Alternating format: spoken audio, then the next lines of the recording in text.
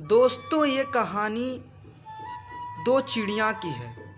एक अमीर चिड़िया रहती है और एक गरीब चिड़िया। दोनों चिड़िया एक जू में जंगल में रहते थे। अमीर चिड़िया अपने बच्चों को अच्छे अच्छे पकवान बना के खिलाती थी। एक दिन उसने समोसे बनाए और अपने बच्चों को अपने हाथों से खिलाया। अमीर चिड़िया के बच्चे काफ़ी खुश थे और वो अच्छे अच्छे खाने खाते थे।